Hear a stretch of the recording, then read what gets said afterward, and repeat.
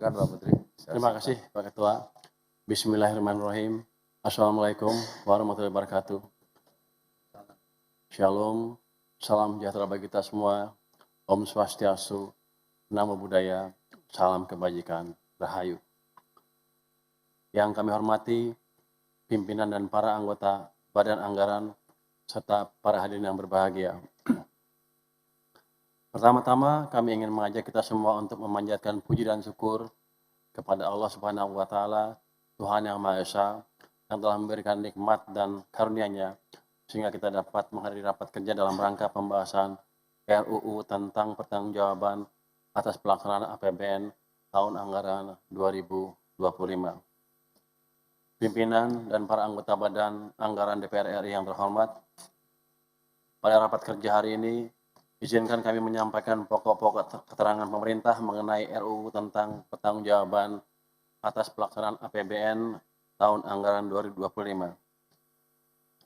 RUU P2 APBN tahun anggaran 2025 disusun sebagai pelaksanaan amanat Undang-Undang Nomor 17 tahun 2003 tentang Keuangan Negara dan Undang-Undang Nomor 62 tahun 2024 tentang APBN tahun anggaran 2025. Sesuai ketentuan perundang-undangan, RUU ini dilengkapi dengan laporan keuangan pemerintah pusat tahun 2025 yang telah diaudit oleh Badan Pemeriksa Keuangan. Dalam pelaksanaannya, APBN 2025 berjalan dengan efisien, efektif, dan akuntabel. Untuk itu, pemerintah menyampaikan apresiasi yang setinggi-tingginya kepada seluruh pihak yang telah berkontribusi dalam pelaksanaan APBN tahun 2025. Secara khusus, kami menyampaikan terima kasih kepada DPR RI atas kerja sama yang erat, pengawasan yang efektif, serta berbagai dukungan dan masukan konstruktif dalam pelaksanaan APBN tahun anggaran 2025. BPK telah memberikan penilaian terbaik atas pertanggungjawaban pelaksanaan APBN TA 2025, yaitu berupa opini wajar tanpa pengecualian atau WTP atas laporan keuangan pemerintah pusat tahun 2025. Dengan ini, pemerintah telah berhasil mempertahankan opini WTP untuk 10 kalinya secara berturut-turut sejak LKPP tahun 2016. Capaian ini mencerminkan komitmen pemerintah dalam menjaga transparansi dan akuntabilitas pengelolaan keuangan negara. Pimpinan dan para anggota Badan Anggaran DPR RI yang terhormat, tahun 2025 menjadi periode yang penuh dengan tantangan bagi perekonomian global. Dinamika geopolitik yang masih berlanjut dan semakin menguatnya fragmentasi perdagangan dunia telah mengubah pola kerja perekonomian internasional. Berbagai perkembangan tersebut mempengaruhi kelancaran perdagangan dan logistik global serta meningkatkan volatilitas pasar keuangan. Akibatnya, ketidakpastian ekonomi global semakin tinggi dan memberikan ketekanan terhadap prospek pertumbuhan ekonomi di berbagai negara termasuk Indonesia. APBN terus bekerja keras untuk menjaga perekonomian Indonesia tetap stabil di tengah ketidakpastian global tersebut, dan sinergi yang erat antara kebijakan fiskal yang responsif dan kebijakan moneter yang prudent. Indonesia mampu mencatat pertumbuhan ekonomi tahun 2025 di level 5,11%. Ini mencerminkan fundamental ekonomi yang resilient dalam menghadapi perkembangan perlambatan ekonomi global. Pertumbuhan ini ditopang oleh konsumsi rumah tangga yang tetap terjaga di level 4,98% dan investasi yang tumbuh 5,09%. Ini menandakan aktivitas ekonomi domestik yang terus bergerak positif. Kinerja pertumbuhan yang kuat tersebut juga diikuti dengan terjaganya stabilitas harga. Inflasi pada akhir tahun ditutup terkendali di level 2,92% year on year. Capaian ini tidak hanya mencerminkan keberhasilan pengendalian harga oleh pemerintah, tapi juga mampu membantu menjaga daya beli masyarakat dan memperkuat efektivitas kebijakan fiskal dalam memberikan perlindungan sosial secara tepat sasaran. Di tengah tingginya ketidakpastian global, APBN terus hadir sebagai instrumen yang adaptif dan andal dalam menjaga ketahanan ekonomi nasional. pemerintah memanfaatkan APBN secara optimal sebagai shock absorber untuk melindungi masyarakat dari dampak gejolak ekonomi, menjaga stabilitas ekonomi, sekaligus mengakselerasi pelaksanaan berbagai agenda pembangunan. Hal tersebut sejalan dengan arah kebijakan fiskal tahun 2025 yang ditempuh secara ekspansif guna mendukung pertumbuhan ekonomi dengan menjaga APBN tetap kredibel, responsif, dan efektif dalam mendukung agenda pembangunan nasional. Di samping itu, untuk memperkuat dampak kebijakan fiskal bagi masyarakat, pemerintah memberikan paket stimulus ekonomi secara bertahap di setiap kuartal sepanjang tahun 2025. Stimulus ini diarahkan untuk menjaga daya beli, mendorong konsumsi domestik, serta memperkuat sektor real melalui dukungan bagi UMKM, sektor padat karya, perumahan, program magang, hingga diskon tiket pada masa liburan, serta pemberdayaan generasi muda dengan total stimulus mencapai 110,7 triliun rupiah. Pimpinan dan para anggota Badan Anggaran DPR RI yang terhormat, sebagaimana disampaikan sebelumnya, perekonomian Indonesia terbukti resilient dalam menghadapi tantangan perekonomian. Kinerja pertumbuhan ekonomi tetap dapat berada di angka 5,11% di tengah pertumbuhan ekspor yang sangat melambat yang disertai lonjakan impor serta pelemahan konsumsi domestik. Seiring dengan perekonomian Indonesia yang stabil, kesejahteraan masyarakat di tahun 2025 juga semakin membaik. Hal ini tercermin dari beberapa indikator kesejahteraan, antara lain angka kemiskinan menurun dari 8,57 menjadi 8,25%. Tingkat pengangguran terbuka turun dari 4,91% menjadi 4,85%. Kemiskinan ekstrim hampir mencapai 0 dengan capaian 0,78%. Indeks pembangunan manusia meningkat dari 75,02 menjadi 75,9. Capaian ini merupakan bukti upaya pemerintah untuk terus melindungi masyarakat dan ekonomi di tengah guncangan dan ketidakpastian global melalui berbagai pendekatan multisektor dan program-program yang terarah. Pemerintah akan terus berkomitmen untuk mengoptimalkan dampak kebijakan bagi perekonomian dan kesejahteraan masyarakat. Pimpinan dan para Badan Anggaran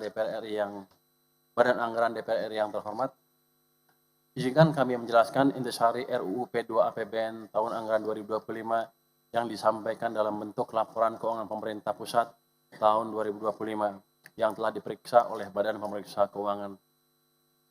Sesuai amanat undang-undang, kualitas opini WTP atas laporan keuangan ditentukan oleh 4 kriteria, yaitu kesesuaian dengan standar akuntansi pemerintah atau SAP, kemudian kecukupan pengungkapan informasi dalam laporan keuangan, yang ketiga, kepatuhan terhadap peraturan perundang-undangan, dan yang keempat, efektivitas sistem pengendalian intern di lingkungan organisasi pemerintahan. Pemerintah senantiasa menjaga kualitas opini WTP atas LKPP setiap tahun, mengingat bahwa opini WTP seharusnya dicapai oleh seluruh instansi pemerintah. Sesuai ketentuan, LKPP tahun 2025 terdiri atas 7 komponen laporan, yaitu laporan realisasi APBN, laporan perubahan saldo anggaran, neraca, laporan operasional, laporan arus kas, laporan perubahan ekuitas, dan yang ketujuh adalah catatan atas laporan keuangan. Semua disertai dengan ikhtisar laporan keuangan perusahaan negara dan badan lainnya. Seluruh kinerja keuangan negara selama tahun 2025 tercermin dalam LKPP tahun 2025. Laporan realisasi APBN tahun anggaran 2025 menunjukkan bahwa realisasi pendapatan negara mencapai 2.765,13 triliun rupiah yang terdiri dari penerimaan perpajakan sebesar 2.218,17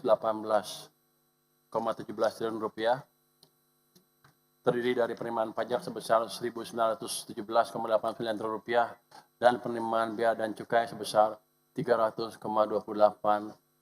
triliun rupiah dan penerimaan hibah sebesar 5,43 triliun rupiah. Pendapatan negara tetap terjaga di tengah turunnya harga komoditas dan gejolak perekonomian global.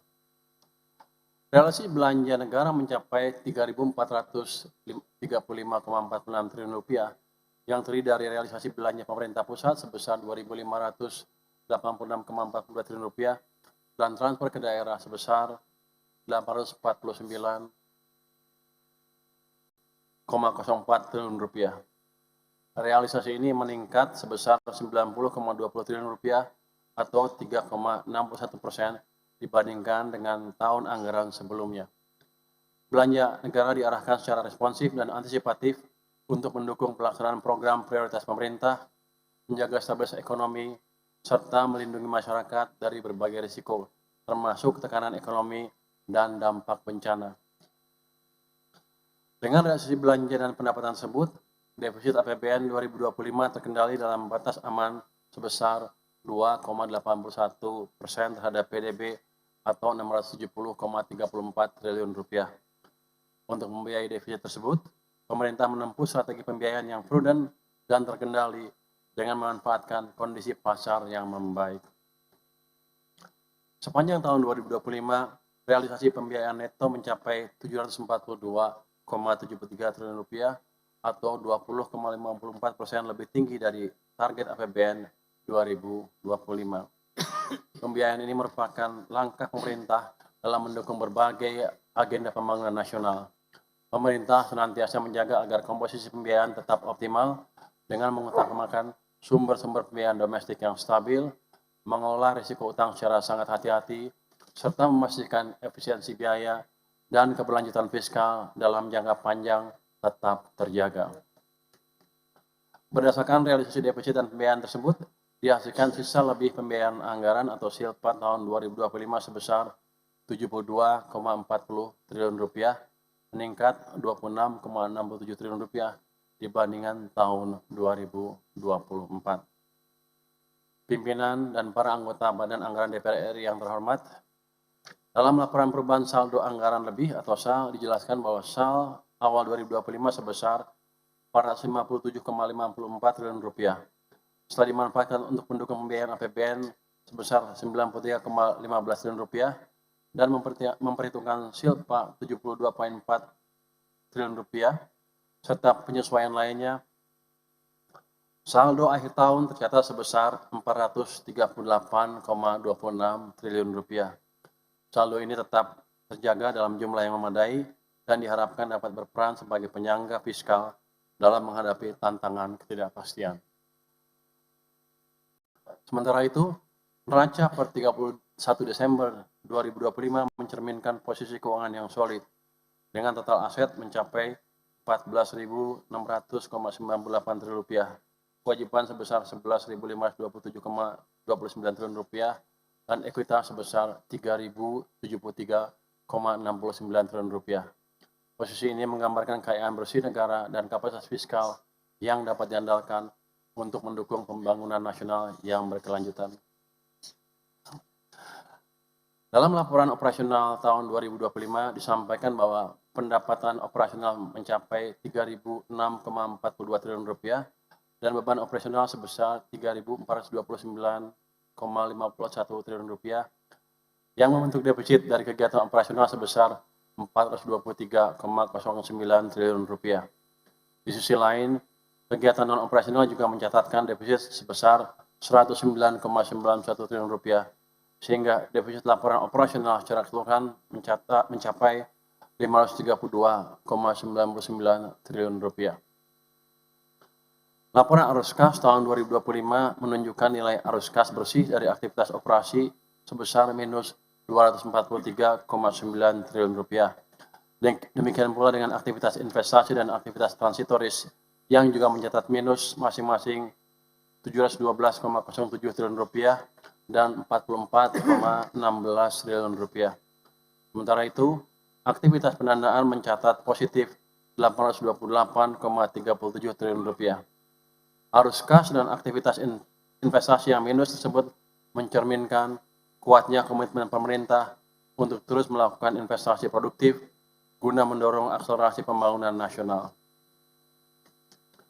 Selain laporan realisasi APBN, laporan perubahan SAL, laporan operasional dan neraca yang kami jelaskan terdapat laporan lain, yaitu laporan perubahan ekuitas serta catatan atas laporan keuangan yang secara lengkap telah disampaikan kepada DPR RI dalam bentuk lampiran RUU tentang pertanggungjawaban dan pelaksanaan APBN tahun anggaran 2025.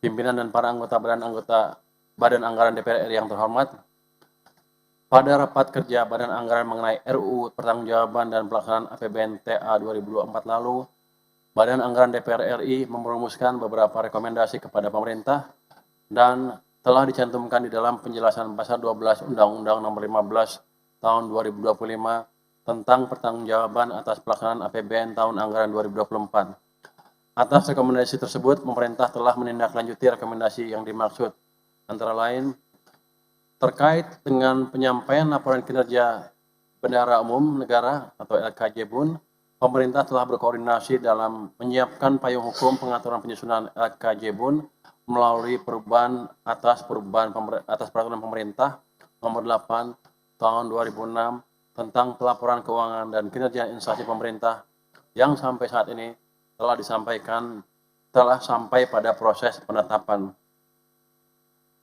Terkait dengan sistem dan tata kelola perpajakan yang adaptif, pemerintah terus melakukan penyempurnaan sebagai respons terhadap perkembangan ekonomi dunia, termasuk di dalamnya ekonomi berbasis digital, untuk mendongkrak rasio perpajakan, antara lain dengan implementasi dan penyempurnaan Cortex yang berkelanjutan, menangkap potensi penerimaan pajak dari transaksi digital oleh pelaku usaha luar negeri, melalui penunjukan pelaku usaha digital luar negeri sebagai pemungut PPN, dan mendorong implementasi tata kelola pajak penghasilan untuk pelaku usaha digital dalam negeri.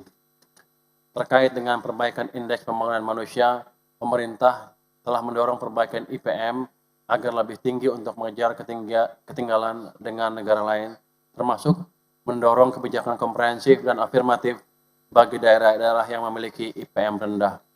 IPM Indonesia terus mengalami kenaikan sejak tahun 2021 dengan peningkatan rata-rata sebesar 0,83% per tahun selama periode 2021 sampai 2025. Tahun 2025, Indonesia masuk dalam negara dengan IPM berkategori tinggi seperti yang telah dijelaskan sebelumnya dengan capaian nilai 75,90.